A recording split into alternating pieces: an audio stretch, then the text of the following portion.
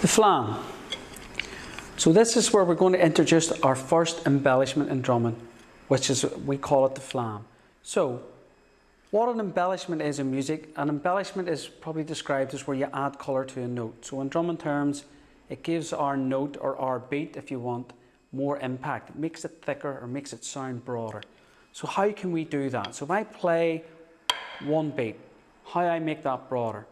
Well, quite simply, I can introduce in my other hand, and we basically move the two sticks almost at the same time, where we get a little bit thicker of a sound. Okay? So to achieve that, I have to have a high hand, and I have to have a hand lower. So if you can look at my hand, so we'll start with the right hand flam. So with the right hand flam, you basically lift your right hand up in a position like that. And your low hand always stays nice and level. So you have this difference of height in your stick. So if you even, without hitting your drum pad on the stick, on your drumstick on the pad, you just move your hand like that. So the gap between the sticks doesn't change. So what you don't do is when you go to strike is you lift your bottom hand and they both go at the same time. Because what that will do will give you a sound like this. So if you keep your distance and move them like that, when you strike you get a sound probably best described as like a clock sound. Okay?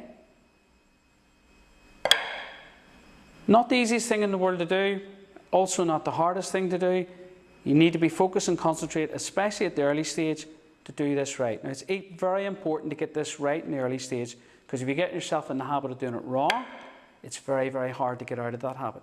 So make sure you stay concentrated, high hand, low hand, and when you strike, keep that, both sticks move at the same time, keep that gap. And you get a nice clock sound like that.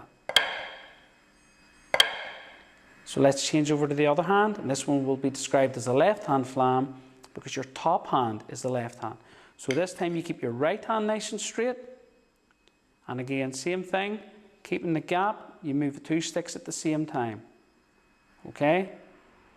Just be careful again when you go to strike, you don't lift your bottom hand, because that will make the two sticks hit together. So keeping that gap, so hitting with your left hand, you should get a nice clock sound also. Always make sure your bottom hand strikes just before. Okay, the flam exercise. Now what I would describe to people, a good way of doing this is when you're moving from one hand to the next. If you ever have seen a conductor in an orchestra, he does little hand rhythm movements like this. He also does a rhythm where he can go up and down like that. So basically, if I do that with my hands, you can see if I strike that off the pad, I'm basically doing a flam motion. So if you can think of the conductor in an orchestra, where you're one up, one down, it certainly can be a good aid to helping you perfect the flam properly. So we're going to play the first line in the flam exercise, which is all crotchet notes. So it's nice and slow. So after 2, and we start with our right hand pinch grip first up.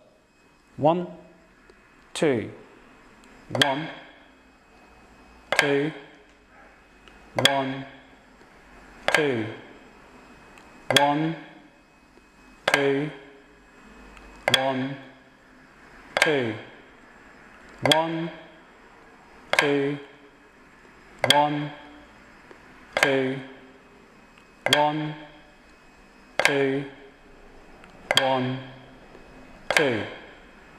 Okay, so that's the crotchet rhythm. So if you look down next, you see the next line is quaver notes, because there's one line joining the notes together in the bottom. So we're now going to play the quaver rhythm in flam. So this one's obviously going to move a wee bit quicker. But the most important thing, if you remember, that conductor rhythm, and try and keep your hand shape, especially in the early stages.